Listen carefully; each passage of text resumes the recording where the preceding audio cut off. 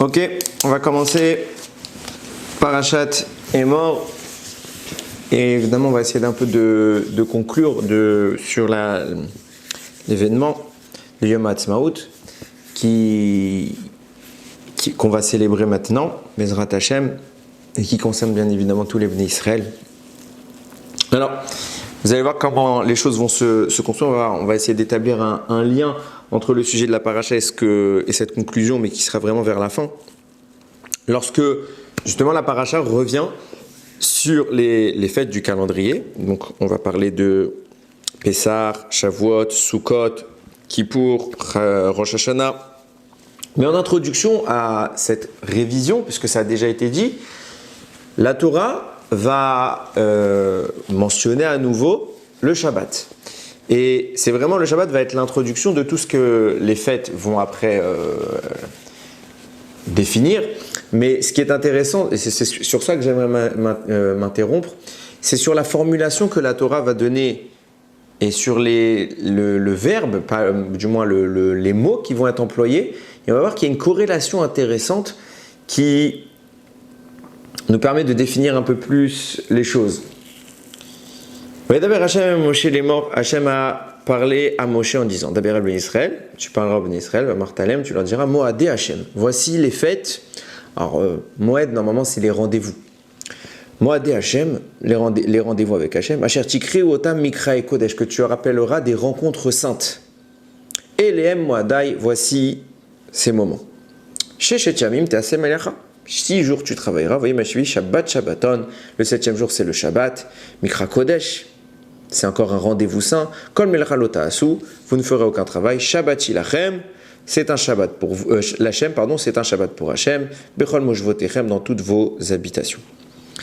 Là, on voit de façon assez claire que le Shabbat est appelé Moed. On nous dit Elehem Moadai, voici mes fêtes. Et qu'est-ce qu'on cite en premier avant de parler de Pessah ou de n'importe quelle autre fête?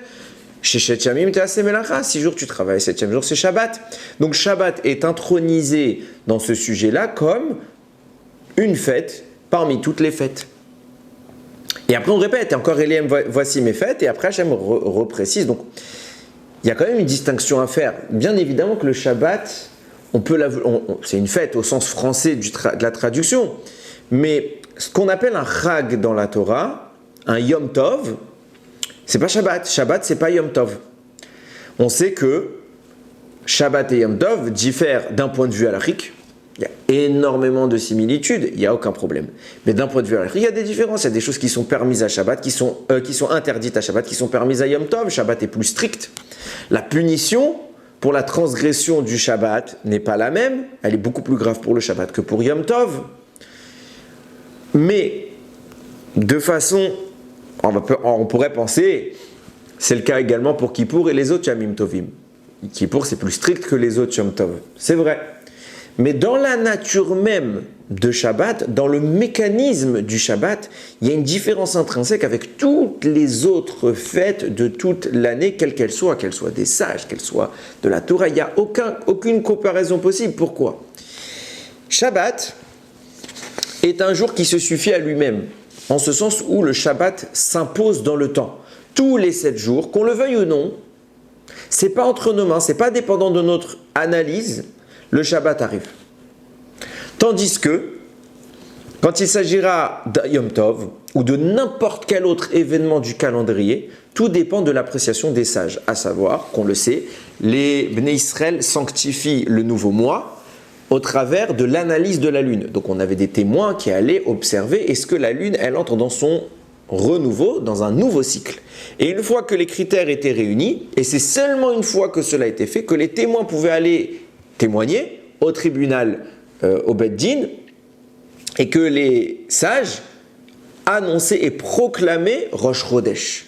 Donc ça veut dire que, même si on sait que mathématiquement, selon un calendrier préétabli, Rosh Chodesh devait tomber Yom Rishon, Yom Sheni, premier ou deuxième jour de la semaine, ça ne compte pas. Même si on sait que la lune a fini son tour son cycle par les calculs, ça ne compte pas. C'est seulement comme l'homme voit et appréhende la notion du nouveau mois qu'il est défini. Et en fonction de ça, le calendrier variait d'un jour ou deux. C'est-à-dire qu'on pouvait, c'est pour ça qu'en Chutz Laaretz, en dehors d'Israël, les jours de fête durent 2 jours, parce qu'on avait toujours cette incertitude, est-ce que c'était le premier jour ou le deuxième jour qu'avait été proclamée la sainteté du nouveau mois. Du coup, les fêtes après ça, elles étaient calculées au mois, tout dépendait, c'était au jour le jour. C'est-à-dire on ne pouvait pas dire au début de Rosh Hashanah, je vous préviens, Pessah cette année va tomber tel et tel jour. Non, c'était impossible à prévoir parce qu'on attendait de regarder la lune. Donc, quand le mois de Nissan arrivait, on regardait la lune. Si la lune était désignée comme étant renouvelée, alors à ce moment-là, et seulement à ce moment-là, on proclamait le Rosh Chodesh. Et du coup, 15 jours plus tard, arrivait la fête de Pessah. Mais du coup, Pessah était dans un delta. Ça pouvait tomber un jour ou son lendemain. Rien ne donnait d'importance ou de sainteté au jour si ce n'est la parole du Beth Din. C'est pour cela que tout passait par l'humain. Shabbat ne passe pas par l'homme, il s'impose à l'homme. Yom Tov est défini par l'humain. C'est pour ça que dans la mention même que nous aurons quand on va faire le Kiddush ou quand on va bénir la fête ou le Shabbat, Shabbat nous dirons Baruch Ata Hashem Mekadesh Shabbat, béni soit Hashem qui sanctifie le Shabbat. C'est pas nous qui sanctifions le Shabbat, Hashem le sanctifie, c'est naturel, c'est imposé, c'est dicté. Tandis que pour les fêtes, on dit Mekadesh Israël, Ve'azemanim, Hashem nous sanctifie nous et les fêtes. Pourquoi nous et les fêtes? Parce qu'il nous transfère à nous la responsabilité de définir le moment de la fête pour qu'elle, à son tour, soit sanctifiée. Donc nous sommes sanctifiés pour sanctifier. Ce n'est pas la fête qui est sanctifiée d'elle-même, à savoir, il peut conséquemment de cela y avoir un jour qui va être défini soit comme profane, soit comme saint. Même si, mettons que le Yom Tov devait tomber mardi, si nous ne disons pas que le Rosh Chodesh a été défini à telle date précise, précisément 15 jours avant, et bien mardi est un jour profane. C'est un jour normal, il n'a rien, il n'y a aucune interdiction. Celui qui allume la lumière, celui qui prend la voiture, celui qui allume du feu ne fait strictement rien. Tandis que si simplement les sages ont défini, non, aujourd'hui c'est Yom Tov, c'est simplement par leurs paroles. Alors ce jour-là, celui qui transgresse cela transgressera un interdit de la Torah. Celui qui allumera un briquet, celui qui allumera quoi que ce soit, transgressera l'interdit de la Torah. C'est dire combien il y a une nature qui diverge entre Shabbat et Yom Tov. Et c'est ce qui nous surprend quelque part de les voir ici associés comme étant Moadé, Mikra et Kodesh. C'est des moments de fête. Alors oui, c'est des moments de célébration, si on le souhaite. Mais on ne peut pas les mettre sur un même plan. Shabbat n'est pas appelé Yom Tov. On ne peut pas parler de Shabbat comme étant un Yom Tov. Yom Tov est bas, Shabbat est haut. Du coup, le présenter, alors il n'y a pas écrit Yom Tov, c'est vrai, mais on lui prête la même formulation que les Yamim Tovim, Mikra et Kodesh, Moadim. Ça désigne naturellement les fêtes. Et on peut aller même plus loin dans l'analyse quand on se penche réellement sur le Kiddush que nous disons aussi bien sur les Shabbats ou sur les Yamim Tovim. Shabbat va t'appeler Terila, les Mikra et Kodesh. C'est le début des rendez-vous saints. C'est le début, ça veut dire qu'il initie. Il a quelque chose de primaire, de primordial, qui le place au trône. Mais nous ne comprenons pas encore quel est le rapport entre les Yamim Tovim et Shabbat. Surtout lorsque l'on sait que Shabbat, si on regarde l'histoire, intervient en rapport avec un phénomène, à savoir la fin de la création du monde. Le Shabbat est justement l'événement qui couronne la création d'Akadosh Baruch Hu. Les Yamim Tovim sont des instants qui vont provoquer des énergies dans le monde, l'énergie de la délivrance, les libérations, Pessah, la Simcha pour Sukkot, le jugement, Rosh Hashanah Kippour, le don de la Torah, donc le rapprochement avec la connaissance du divin, Shavuot, etc. Donc ce n'est pas généré par la même source. On comprend bien qu'il y a un delta entre les deux notions qui les place aux antipodes et qui ne peut a priori pas permettre une corrélation entre la fin de la création du monde et ces sources de puissance, d'énergie spirituelle qui déferlent à un instant donné dans le calendrier. Par ailleurs, quand on va parler de Shabbat, on va avoir on va la trouver dans la Torah aussi bien que dans le Kiddush, mais on va avoir une mention qui est surprenante. Shabbat est appelé Zikaron Lema Aseh Bereshit, quand on dit, dans le Kiddush, en souvenir de la création du monde, ça on comprend très bien, puisqu'on vient d'expliquer que le Shabbat vient couronner la création et l'œuvre d'Hachem, ça, il n'y a pas de problème, 7e jour, il s'impose à Dieu lui-même.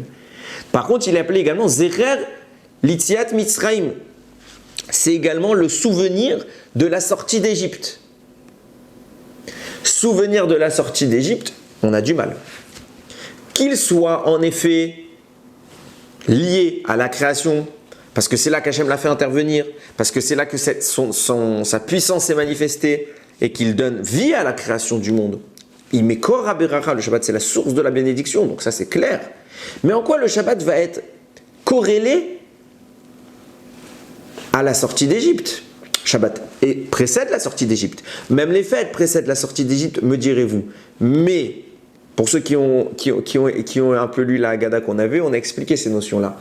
Mais l'idée est de dire que la sortie d'Égypte va cristalliser l'énergie des fêtes. Le 7e jour cristallise l'énergie du Shabbat. C'est des sources qui précèdent et qui vont se manifester dans des conditions données.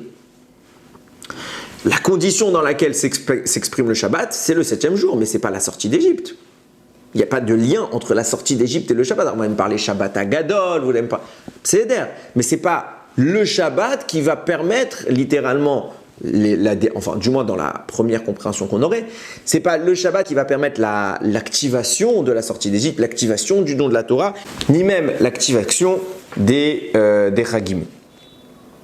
Donc il va essayer qu'on comprenne un petit peu plus en avant. Et on voit qu'en réalité, cette manière de formuler les choses qu'on a dans le Kiddush se retrouve également dans la Torah, puisque c'est comme ça que les deux dons de la Torah, donc les premières tables dans leur version initiale, celle Parashat Yitro, et les deuxièmes tables dans la deuxième version de celle Parashat Va'etranan, après que les premières aient été cassées avec le veau d'or, vont eux-mêmes initier ce rapport entre Shabbat qui se représente comme étant en rapport, en liaison avec la création du monde, et Shabbat en liaison avec la Yetziat Mitzrayim. C'est écrit pour la première table, pour les premières tables, Ki shishet yamim asa Hashem et Hashem v'taretz. Tu feras le Shabbat parce qu'Hashem a créé le jour, le monde, le ciel et la terre en 6 jours. Et hayam v'et kol Shabbat, la mer et tout ce qu'elle est content. Vayanar bayam hashevi, il s'est reposé le 7e jour. Alken be'ach Hashem et Sham Shabbat. Vayikadeshu, c'est pour ça qu'Hashem il a béni le Shabbat, il l'a sanctifié. Donc le Shabbat est immédiatement lié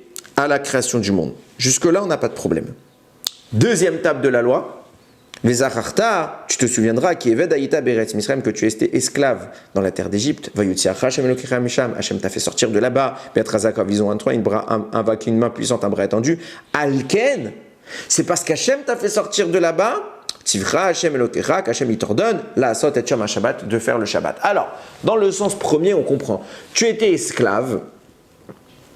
Et Hachem t'a libéré, donc il te demande en tant que libérateur t'es bien content d'avoir reconnu cet aspect de repos, tu es parti de l'esclavage, etc. Souviens-toi que tu as été esclave et souviens-toi que tu en es libéré. De même que toute la semaine on est quelque part esclave de la matière, esclave de notre travail, esclave de notre train-train, et bien le Shabbat on doit se libérer de ça. On comprend. Mais de dire qu'Hachem, c'est pour cette raison de Yetziat Mitzrayim qu'il a donné le Shabbat, alors qu'on sait qu'Hachem a déjà parlé du Shabbat avant tout cela. Depuis Briat Haolam, il a déjà mentionné le Shabbat et qu'il a béni. Donc on savait que ça allait devenir une fête, que ça allait devenir un événement. De dire que c'est à cause de la Yetziat Mitzrayim, c'est difficile à comprendre et il faut maintenant qu'on essaye d'analyser les choses plus en profondeur. Rashi dit sur notre paracha, tout celui qui ne respecte pas, pourquoi on a corrélé, on a introduit, c'est ce que j'ai dit tout à l'heure, on a mêlé le Shabbat avec les fêtes, alors que le Shabbat n'est pas une fête, n'est pas un Yom Tov. Justement pour te dire que tout celui qui respecte les fêtes est considéré comme s'il avait respecté le Shabbat, tandis que tout celui qui transgresse, respecte les fêtes, est considéré comme s'il avait transgressé le Shabbat. Alors bien évidemment, comme je l'ai déjà dit, on ne parle pas ici de la transgression, de la punition, si en effet celui qui avait transgressé les fêtes était considéré comme il avait transgressé le Shabbat, alors dans ce cas-là, il aurait la même peine et c'est la mort malheureusement. Donc, on le voit que ce n'est pas la même sanction. Ce qu'on essaye de dire ici, c'est de revenir à ce qu'on a dit tout à l'heure. Trila le Mikra et Kodesh. Le Shabbat est la source et le commencement de tous les rendez-vous, de tous les points de rencontre saints. Pourquoi ? Khamim le déduisent Et c'est le Midrash qui le rapporte, il y a écrit comme ça. Quand Moshe Rabbeinu va parler de la manne, il va donner la manne au Bnei Israël, enfin, il va énoncer les règles de la manne, il va leur dire, vous recevrez chaque jour votre portion, seulement le Shabbat, vous n'en recevrez pas, donc le vendredi, il faudra prendre une double part. Là-bas, il dit, Vaïmer Moshe. Moshe leur dit, Ichluhu hayom, mangez-la aujourd'hui, qui Shabbat Hayom l'Hachem, parce que Hayom, aujourd'hui, c'est le Shabbat pour Hachem. Hayom, aujourd'hui, lo timtsaou basadé, vous n'en trouverez pas dans le champ. Le mot Hayom est répété à 3 reprises. Ce qui amène Rabbi Yoshua à dire, respectez le Shabbat, mangez-la aujourd'hui, ne sortez pas dans le champ, parce qu'il n'y en a pas aujourd'hui, et si vous sortez dans le champ, vous transgressez Shabbat, etc., etc. Donc, respectez le Shabbat, et le mot Hayom est répété à 3 reprises. Par cela, Hachem est en train d'annoncer et d'insinuer qu'il donnera, qu'il offrira au peuple juif qui respectera le Shabbat 3 jours comparables au Shabbat. 3 jours de fête, 3 épisodes de l'histoire comparables au Shabbat, qui ne seront pas Shabbat, mais qui seront comparables au Shabbat. C'est quoi ces 3 moments? C'est Pessah, Shavuot, Sukkot, qui sont les 3 Chagim, les 3 jours de fête, dans lesquels, qui quelque part tirent leur source. Trila les Mikrei Kodesh, ils tirent leur essence de Shabbat qui lui est la source qui trône au sommet de toute la hiérarchie sainte. La hiérarchie du temps est sanctifiée en priorité par le Shabbat. Le Shabbat est l'événement qui va nourrir toutes les autres dimensions. Et c'est pour cela que le Sfat Emet résonne de cette manière, à savoir, et il va falloir après définir pourquoi les choses se font de cette manière, à savoir que le Shabbat est une dimension tellement haute qu'il est difficile de le saisir. C'est pour cela qu'Akadosh Baruch Hu va mettre quelque part des échos, des reflets du Shabbat, ces 3 jours qui sont 3 événements qui sont générés par le Shabbat mais qui ne sont pas le Shabbat. Il va générer un résidu, une odeur qui va permettre de capter et de fédérer toute cette énergie-là. Ces capteurs sont appelés les 3 jours de fête, les Yamim Tovim. Le but de ces fêtes-là est de faire descendre la sainteté du Shabbat dans une dimension qui est plus afférente à l'humain et qui permet à l'homme d'en saisir toute la teneur et toute la splendeur. C'est là qu'interviennent les fêtes qui sont propulsées par le Shabbat mais qui ne sont pas un Shabbat. Le Shabbat est l'initiateur et il a une ramification, il a une triple ramification, c'est les Shalosh Regalim. Le Pri Tzadik va encore plus loin que le Sfat Emet et explique la notion suivante. Shabbat est appelé Shabbat Shabbaton. Souvent les gens croient que ce mot-là est employé que pour Kippour, non, il est d'abord employé pour Shabbat. Shabbat Shabbaton, on traduit généralement par le Shabbat du Shabbat. Le Pri Tzadik va démontrer que que les lettres on, Shabbat, Shabbaton sont ici à caractériser comme une restriction. Quand on emploie ces lettres, il le démontre dans d'autres endroits dans la Torah, c'est pour parler d'une notion initialement grande qu'on va restreindre à quelque chose de plus petit. Pour nous exprimer l'idée que le Shabbat, il est d'abord Shabbat, à savoir cette notion grande qui va vivre une restriction qui s'appelle Shabbaton. Donc il y a 2 dimensions, le Shabbat est en quelque sorte scindé pour corréler la source première et la source deuxième du Shabbat. C'est pour ça que les fêtes sont également appelées Shabbaton. Vous le trouverez dans les psukim de la Torah, sont également mentionnés, et est également là-bas mentionné le mot Shabbaton pour dire que le Shabbat, ce petit Shabbat qui est la fête, est une restriction d'une source plus grande. Il est une fête en particulier, il y a également, ce sera le vrai pour Shavuot, mais je ne vais pas rentrer dans le détail, c'est juste pour initier mon raisonnement. Il est une fête dans laquelle le mot Shabbaton n'est pas mentionné, mais le mot Shabbat tout court est mentionné. Pourquoi le mot Shabbat est mentionné et pas le mot Shabbatot? Évidemment, vous aurez compris que je parle de Pessah. Mimachorat à Shabbat, on commence à compter le Homer le lendemain du Shabbat et les sages vont déceler qu'il s'agissait de Pessah. Pessah est appelé Shabbat. Pourquoi? Parce qu'encore une fois, c'est pas nous qui avons initié le premier Shabbat, le premier Pessah de l'histoire. Le premier Pessah de l'histoire, c'est fait par intervention divine, donc par une source extérieure à nous, comme le Shabbat normal.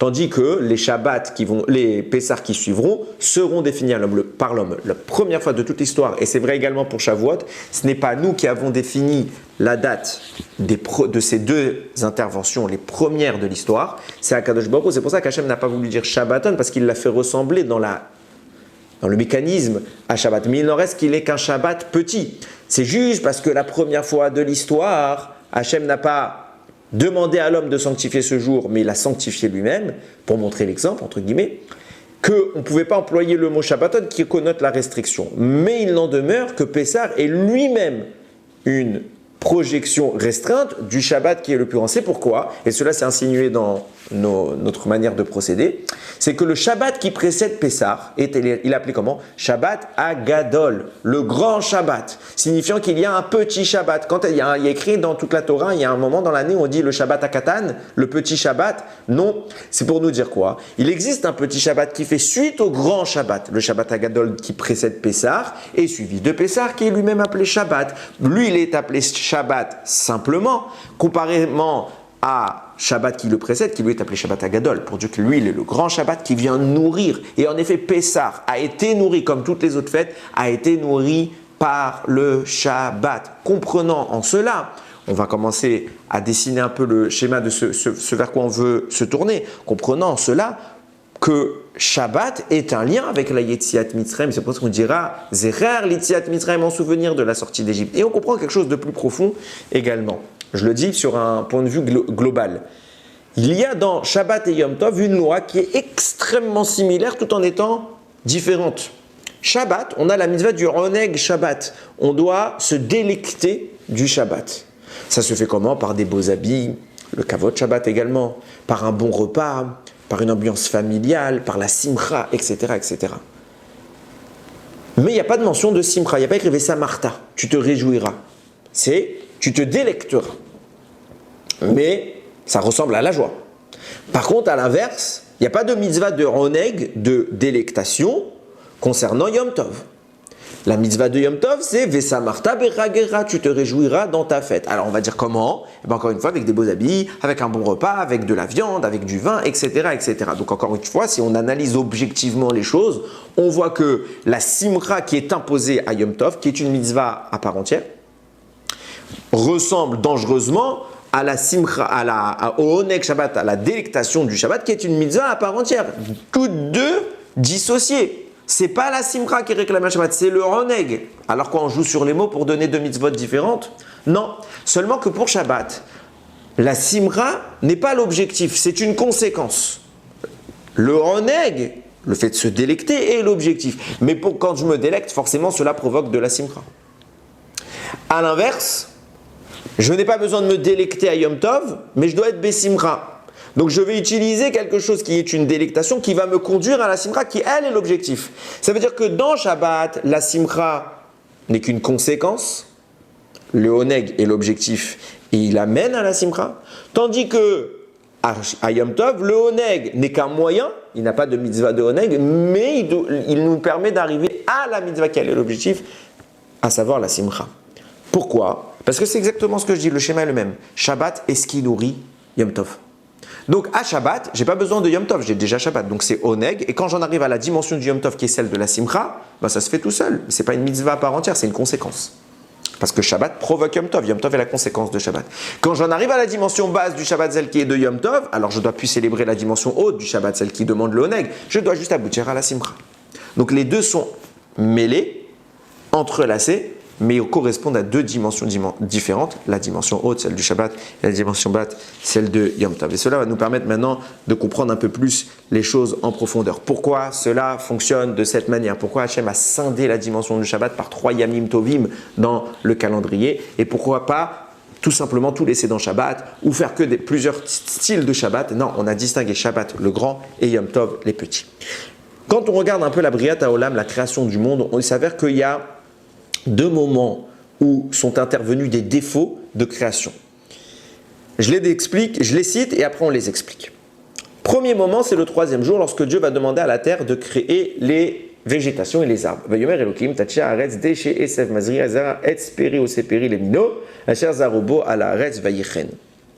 Et la terre va obéir. À savoir, Dieu va demander à la terre de produire un arbre fruitier, produisant des fruits. Mais avec une particularité que relève Rashi, c'est que l'arbre lui-même devait avoir un goût. L'exemple que je prends tout le temps, vous prenez un cerisier, vous prenez la cerise, elle a un goût, vous prenez la branche de cerisier, elle n'a pas de goût. Normalement, la branche de cerisier devait être comestible, du moins au terme du goût, de la même manière que la cerise était comestible. La terre va désobéir. La terre ne va pas faire cela. On sait que le cerisier, la cerise a un goût, l'arbre n'a pas de goût. Donc la terre a altéré l'ordre d'Akadosh Baruch. Premier défaut. C'est un défaut qui se fait au niveau de la terre, au niveau de l'espace physique, tangible. Là, on pose nos pieds. Le lendemain, un deuxième défaut va faire son apparition. Lequel? Lorsque, on le sait, Hachem va créer le lendemain, le quatrième jour, va créer les astres. Vayas Elokim et Shene Meorot Agedolim, Dieu va faire les deux grands astres, et Amaro Agadol, Lemshet Aliom, Vet Amaro Akaton, Lemshet Alayla. Vet Akochavim, donc le grand astre pour la domination du jour et le petit astre, la lune, pour la domination de la nuit. Et les sages remarquent qu'au début, ils sont appelés les deux grands astres. Deux Shene Ameorot Agdolim, les deux grands astres. Et après, on nous dit le grand et le petit, mais les deux, ils sont grands à la base. Alors, on va dire peut-être qu'ils sont plus grands que les autres. On sait que c'est faux aujourd'hui. Ils sont appelés les deux grands, et après, on nous dit le grand et le petit. De la Rashi rapporte le Midrash très connu, comme quoi la lune est venue se plaindre auprès d'Hachem et lui dire mon rôle étant d'éclairer, le soleil, son rôle, c'est d'éclairer. Nous partageons finalement tous les deux la même couronne. Un roi peut-il y avoir deux rois pour la même couronne? Et Hachem va lui dire en effet, restreins ton potentiel.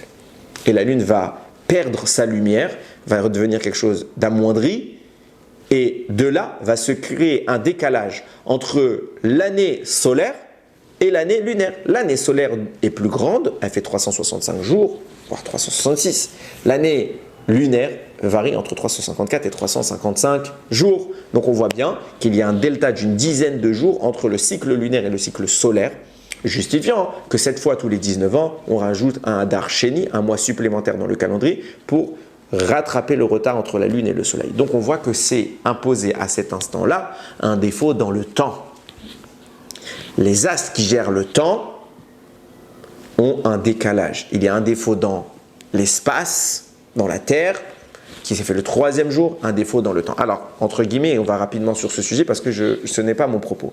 Que veut dire que la Terre a désobéi, que la Lune est venue se plaindre, etc. etc. Il ne s'agit pas d'une rébellion et pas non plus d'une désobéissance au sens propre du terme. À savoir que, évidemment, tout cela fait partie de volonté d'Hachem, dans la simple et bonne raison, pour la simple et bonne raison, parlons français, que Hachem va conclure ces jours-là par Vayar Elokim Kitov. Dieu, il a vu que c'était bon. Il n'aurait pas dit que c'était bon si c'était pas bon, s'il avait eu désobéissance. Cela vient finalement connoter l'idée suivante. Hachem crée un monde dans lequel il attend de l'homme une intervention et une association. L'homme doit s'adjoindre à Hachem pour parfaire la création.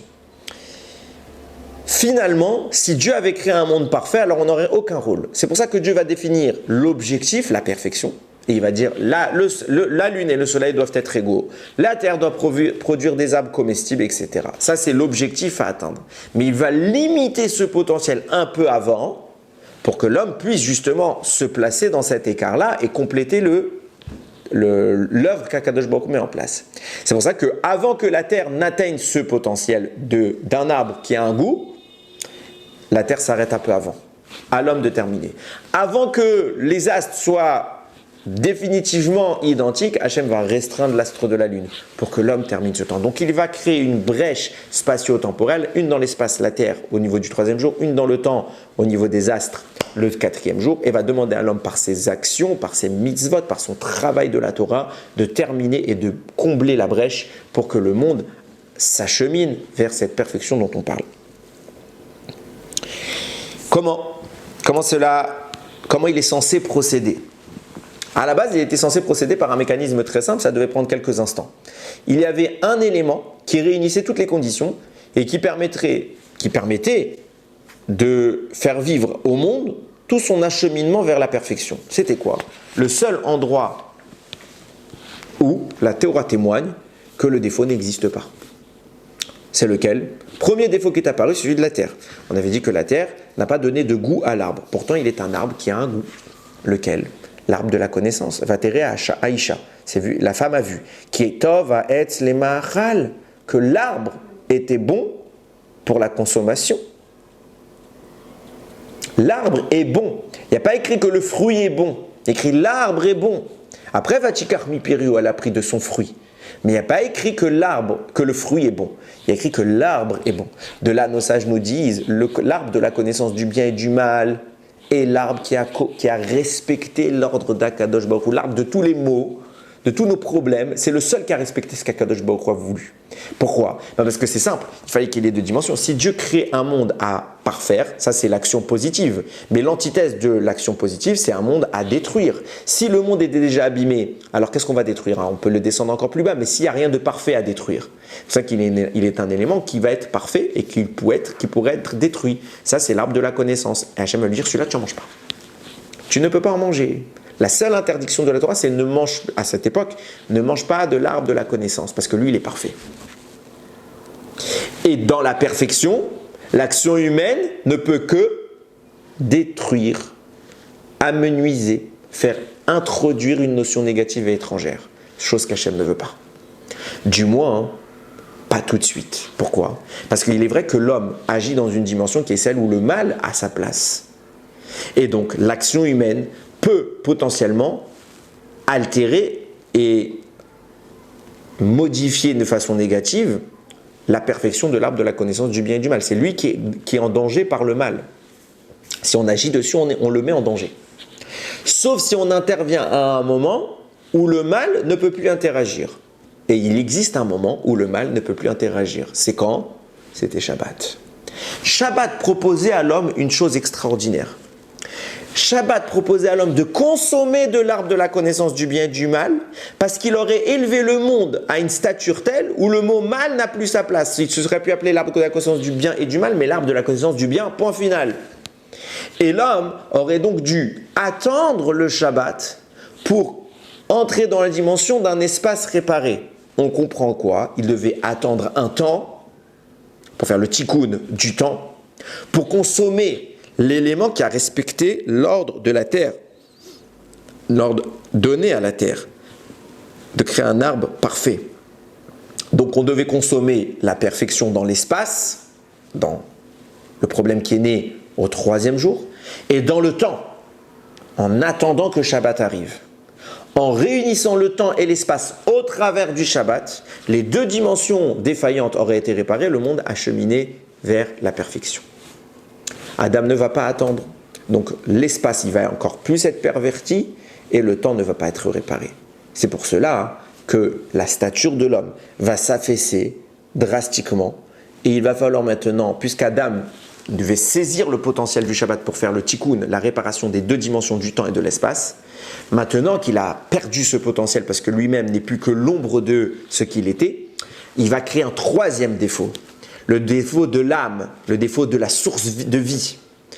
Il est lui-même le représentant de la vie qui devait interagir sur les deux niveaux. Et maintenant, il va lui-même brider son potentiel par cette erreur. Et donc, un 3e défaut, une 3e défaillance va faire son apparition. C'est celle de l'âme, de l'entité humaine. Et maintenant, le tikkun est non plus double, mais il est triple. Il y a l'espace, la terre, le temps, les astres et l'humain, l'âme humaine. L'âme est parfaite, mais son interaction avec ce monde est limitée. Il va falloir donc interagir sur cela. Comment? Et c'est là qu'interviennent les fêtes. Puisque Shabbat était dans une stature que Adam Arishon pouvait appréhender avant qu'il ne faute. Maintenant, il ne peut plus l'appréhender. Donc, il va falloir maintenant donner une émanation du Shabbat qui va permettre à l'homme, dans sa petitesse actuelle, de recevoir, de capter un petit Shabbat. Il y avait le Shabbat et maintenant on a Shabbaton. C'est quoi Shabbaton? Hachem nous dit, si maintenant vous commencez quand même à respecter mon Shabbat, même vous ne pourrez pas prendre sa puissance. Alors je vous créerai 3 fêtes qui vous permettront de prendre sa puissance. C'est quoi? Pessah, Shavuot, Sukkot, qui sont appelés justement des Zmanim, des temps. Et regardez comment la Torah est extraordinaire. Le but, je le dis bien, c'est de réparer les deux dimensions au travers du travail de l'homme qui va interagir sur l'espace, le défaut créé sur la terre, et sur le temps, le défaut créé sur les astres. Donc il faut que ces 3 fêtes-là puissent interagir et sur l'espace, la terre, et sur le temps, les astres. C'est pour ça, comme je le disais, les 3 fêtes sont appelées Zman. On dit Zman Cherutenu dans la prière, le temps de notre délivrance pour Pessah. Zman Toratenu, Matan Toratenu, du moment... le temps du don de la Torah, et Zman Simchatenu, le temps de notre joie pour Sukkot. Donc ils sont appelés des Zmanim. Ils interviennent dans des temporalités. Ils n'interviennent pas n'importe quand. Pessah commémore, même si ce n'est pas sa source, mais commémore un événement historique, la sortie d'Égypte. Shavuot commémore un événement historique, le don de la Torah. Et pareil pour Sukkot, commémore l'arrivée des Hanané Kavod. Ces événements-là, qui tirent leur source de plus haut, puisqu'ils viennent depuis le Shabbat, donc depuis la Briat Haolam, ils sont bien avant qu'on sorte d'Égypte, bien avant qu'on reçoive la Torah, bien avant qu'on ait les nuées. Seulement, ils ne vont se manifester de façon concrète qu'à un temps de l'histoire, pas avant. Abraham faisait Pessah, Yitzhak faisait Pessah, Yaakov faisait Pessah, mais ce n'est pas écrit de façon claire. C'est insinué parce qu'ils savent ce qu'est cette fête. Ils savent comment capter cette lueur du Shabbat dans des moments de l'histoire. Mais, la fête de Pessah ne va réellement atterrir dans notre dimension officiellement qu'au moment de Pessah. Elle existe avant, on ne la manifeste qu'à Pessah. Pareil pour Shavuot, pareil pour Sukkot. Donc ces trois fêtes disposent naturellement de la dimension du temps et elles interagissent sur le temps. On les appelle Zmanim, des temps. Mais la Torah est extraordinaire. Elle va leur donner également une autre dimension, celle de la terre, celle de l'espace. On voit cela. Première chose, Pessah, elle a un autre nom. On l'appelle également Chag HaMatzot. Alors on va dire oui, parce qu'on mange de la matzah et qu'on a mangé de la matzah en sortant d'Égypte. Mais de quoi est fait la matzah? De blé, d'une dimension agricole. Pourquoi on ne l'appelle pas Chag HaPessah? On l'appelle également Chag HaMatzot. Pourquoi Sukkot, on ne l'appelle pas Chag HaLulav, on l'appelle Chag HaSukkot. Pourquoi on l'appelle Chag HaMatzot? Pour nous donner une allusion que Pessah a une dimension agricole. Plus que cela, au moment de notre paracha, dans la fête de Pessah, il y a une mitzvah qui naît. Laquelle? Celle de la Sfirat HaOmer. Et qu'est-ce que la Torah nous dit? Vaïdaber Hashem el Moshe, les morts, tu diras Hashem parle à Moshe, Daber el Ben Israël, tu diras Ben Israël, parle au Ben Israël, va Martalem, tu leur diras Ki tavo el haaretz, quand on viendrait dans la terre. On parle de la terre. Asher ani noten lachem, que je vous donne. Uktsartem et ketzira, vous y ferez une moisson. C'est un ordre, tout de suite après Pessah. Dans la fête de Pessah, vavetem et Omer, et vous apporterez le Omer, Reshit Ketzirichem, qui est le prémisse de votre moisson, El HaKohen. Quand est-ce que la fête du Homer commence? Le Zman du Homer commence le lendemain du premier jour, le deuxième jour de Pessah. C'est Pessah dure bien 7 jours. Pendant Pessah, il y a une mitzvah qui est afférente à la terre. Et là-bas, dans la terre, dans le passage, je vais vous citer tout le texte, mais vous le verrez dans notre paracha Témor, et vous verrez bien que la Torah va même donner d'autres lois, la PA, etc., qui sont en rapport avec la terre. Pourquoi Pessah? Parce que le Pessah a une dimension qui est également agricole. Elle est appelée la Chag HaMatzot. Et regardez combien c'est clairement indiqué sur les autres fêtes. Là, c'est encore un peu, vous allez me dire, discret. Sur les autres fêtes, la Torah leur donne également un autre nom. Il n'y a pas écrit que Chag HaShavuot ou Chag HaSukkot. Non, il y a écrit, et là, cette fois, c'est dans Shemot, Vechag HaKatsir, Bikurei Maasecha. Et la fête de la moisson, c'est laquelle la fête de la moisson? C'est Shavuot. Au bémoin où le prémisse de ton acte, Asher Tizra Basadeh, que tu auras ensemencé le champ. Chag HaAsif, et une troisième fête qui s'appelle Chag HaAsif, qui est le moment de la récolte. C'est quoi cette fête? C'est Sukkot. Betzet Hashana, à la sortie de l'année.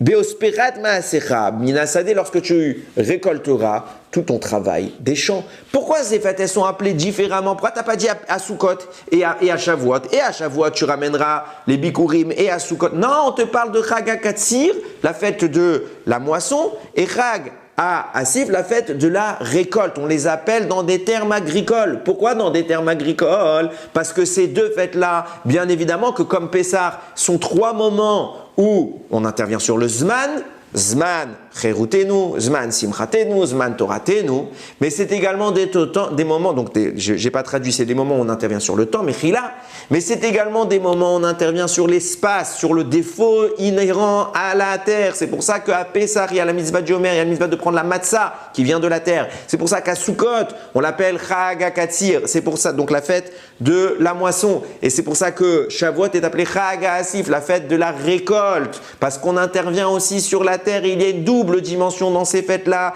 D'où vient cette double dimension de Shabbat lui-même, qui avait cette double dimension à Bereshit qu'on arrivait à capter? Et comme on arrive à le capter à Bereshit, normalement on aurait dû réparer, mais comme on n'y est pas parvenu, qu'est-ce qui se passe à ce moment-là? Kadosh Baruch Hu va répercuter cette énergie plus bas et va permettre justement d'aboutir à des fêtes, à des petits Shabbats qui vont nous conduire à la réparation. Et regardez comment les choses sont extraordinaires. Vous trouverez que chacune de ces 3 fêtes dispose d'une mitzvah qui se scinde dans ces 2 catégories. Pessah, on a dit quoi? Pessah, on a une mitzvah de Veigadta lebincha, tu raconteras à ton fils, tu raconteras quoi? L'histoire. Donc l'histoire, c'est le temps, ce qui s'est passé dans le temps. Zman. Et également, tu mangeras de la matzah. La matzah, c'est quoi? C'est agricole. C'est le produit de la terre. Mitzvah de la Torah. 2 mitzvot de la Torah, c'est ça. Le soir de Pessah. Pareil, Sukkot. Vous avez 2 mitzvot à Sukkot. La Soukha, Zecher le'anan et kavod. En souvenir de l'histoire où on a reçu les nuées d'Akadosh Baruch Hu à la sortie d'Égypte. C'est en souvenir d'un événement. Donc l'événement, c'est un temps. Deuxième mitzvah, Lulav, les 4 espèces. Ça pousse d'où ça? Ça pousse de la terre. C'est la terre, c'est l'espace. La seule qui a une difficulté, c'est Shavuot. Shavuot, qu'est-ce qu'elle a comme mitzvah? Lechem. On doit apporter 2 pains particuliers, faits de chametz, en contradiction avec Pessah. C'est la seule fois où on apporte du chametz comme sacrifice à Shavuot. Donc on a bien la dimension agricole, celle de la terre. Celle du temps n'est pas présente. Pourquoi? Tout simplement parce que Shavuot est une fête qui a été détruite.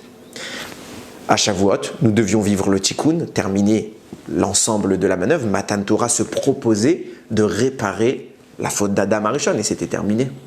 D'ailleurs, les 3 dimensions dont je parle, qui ont été abîmées par Adam, celle du temps, celle de l'espace, celle de l'entité humaine, sont mentionnées par les kabbalistes de façon allusive. C'est écrit que sur le mont Sinaï, au moment du don de la Torah, Ve'ar Sinaï Ashan Kulo. Et la montagne était en train de fumer intégralement. Mi-pene Asher Yarad Alav Hashem, parce qu'Hashem y descendait. Les et Ashan nous disent les Chazal, les sages, Aïn pour nous dire Olam, le monde, l'espace. Shin pour nous dire Shana, le temps, l'année. Nun pour nous dire Nefesh, l'âme humaine. Les 3 dimensions sont en train de brûler par la présence divine. Le défaut est en train d'être détruit.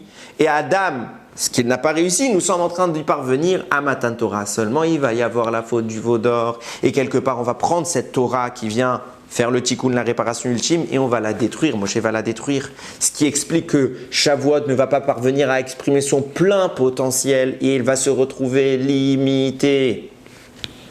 Et donc, il n'a qu'une dimension, celle agricole, celle de la terre. Et bien qu'on a une mitzvah de se souvenir ce soir-là en étudiant la Torah, mais ce n'est pas une mitzvah de la Torah, c'est les Chachamim qui nous disent de faire la veillée, d'étudier, de faire le tikkun, etc. Ce n'est pas la Torah qui le réclame. Pourquoi seulement les sages le réclament? Justement, en allusion à ce que ce potentiel de Torah, qui aurait dû représenter le temps, n'est pas parvenu à s'exprimer pleinement. Et donc, il va falloir maintenant que nous le fassions émerger. Maintenant, on commence à comprendre à peu près tout ce que j'ai dit. On comprenait pourquoi Chachamim nous ont expliqué que le Shabbat va se projeter sur 3 fêtes. Et comme finalement on a loupé le coche parce qu'on a fait de l'Avodah Zara, alors il va falloir annuler cette Avodah Zara pour réexprimer les 3 fêtes. Comment? Chachamim nous dit, je l'avais déjà dit, c'est rapporté par beaucoup de sages, à savoir que le temps par lequel les Bnei Israël vont fauter, c'est 6 heures. Quand Moshe va tarder, il va y avoir une erreur de calcul de 6 heures. Au terme de cette erreur de 6 heures, durant cette erreur de 6 heures, ils vont créer le veau d'or et ils vont faire toutes les bêtises qu'on connaît.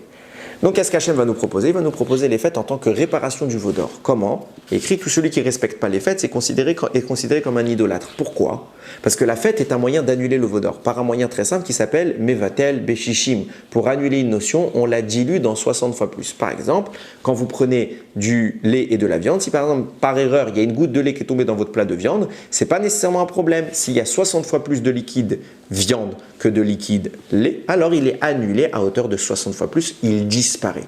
Hachem va compter que nous avons mis 6 heures à faire le veau d'or, donc il veut l'annuler en multipliant la sainteté par 60 fois plus. Il nous faut donc 360 heures pour annuler les 6 heures du veau d'or. 6 fois 60 donne bien 360.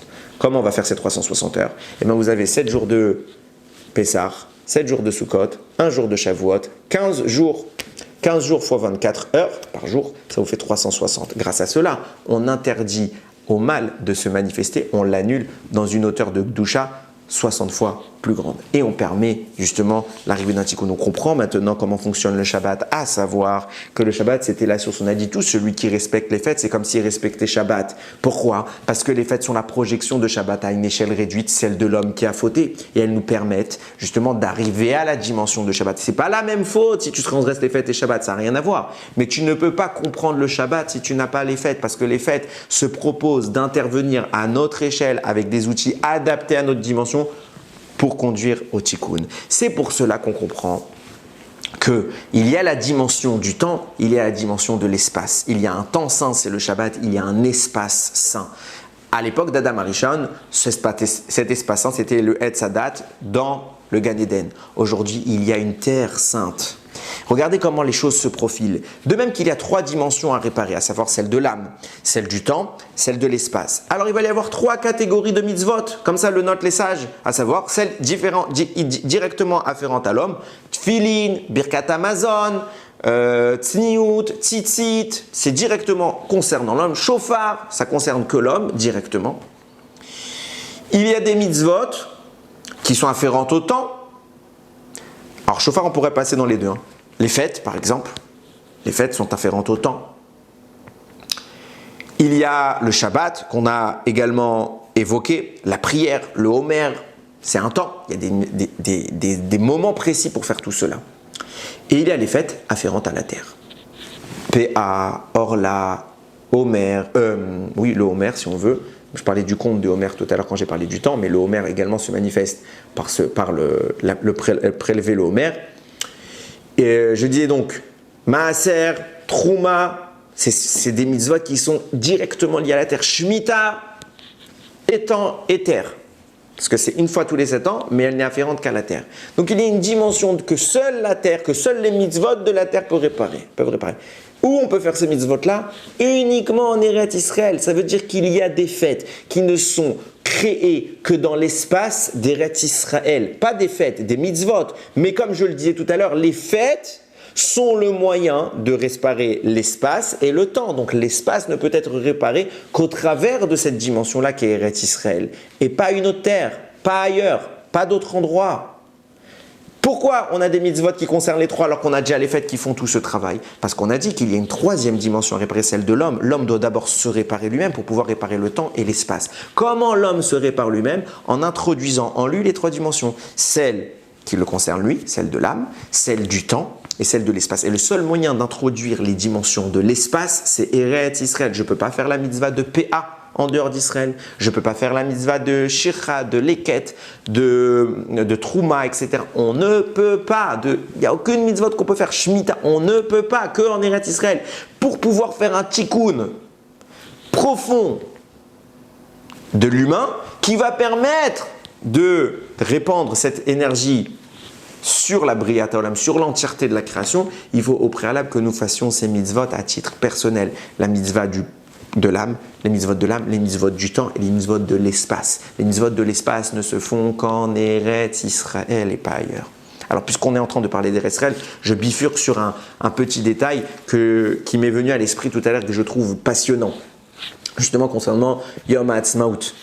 Puisqu'on est en train de parler de la valeur de cette terre qui est la nôtre, Akadosh Baruch Hu a donné à Adam l'opportunité dans un temps précis, dans un temps saint qui était le Shabbat, dans une terre sainte qui était le Gan Eden, par un homme choisi par Dieu qui était Adam, de réparer. De même, Dieu nous donne un moment saint, les Shabbats, les fêtes, etc., dans un espace saint qui est Eretz Israël, par le peuple choisi, le Ham Israël. Et ça, c'est toute la valeur de notre terre. Et tout à l'heure, j'étais en train d'écouter, en amenant les enfants à l'école, un shiur de Rav David Daniel Cohen, et une idée m'est venue en même temps. Il rapporte là-bas qu'au moment où Yaakov a vécu l'exil, il a été chassé par son frère Esav, il a dû partir chez Lavan. Il est le premier homme à vivre l'exil.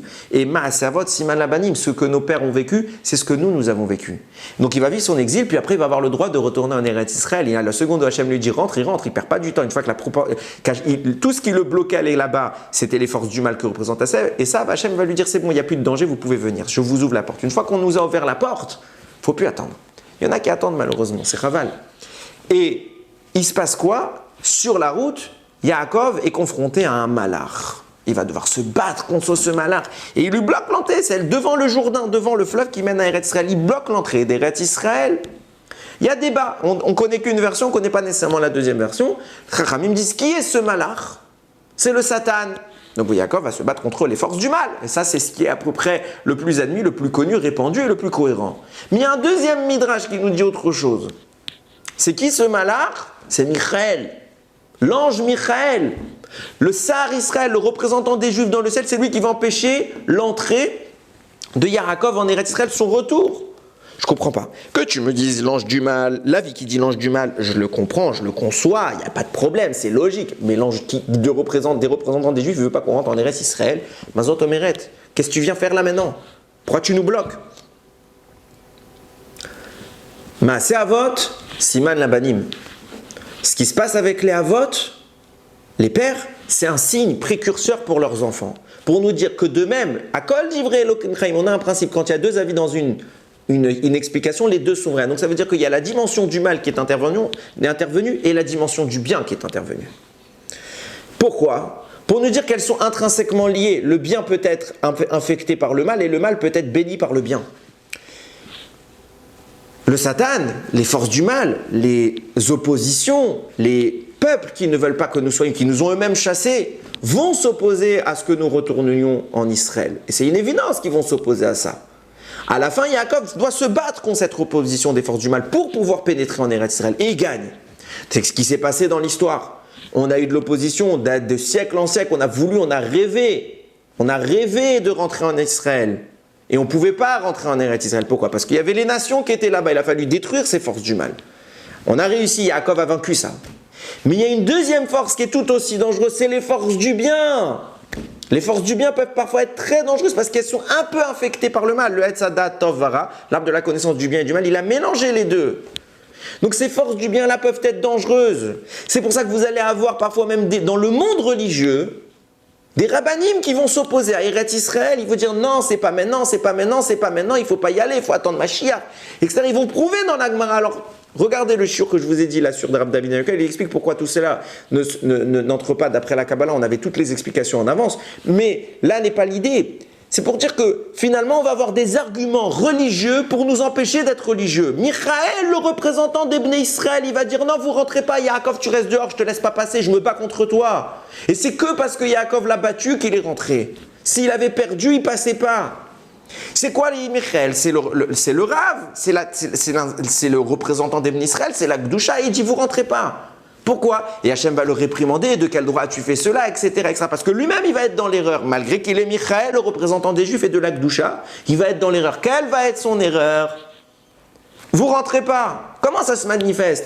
Vous avez aujourd'hui, malheureusement, c'est rare, mais ça existe. Faut le savoir. Vous avez des rabbinim, je ne parle pas des Neturei Karta et compagnie, que eux, c'est pas des rabbinim.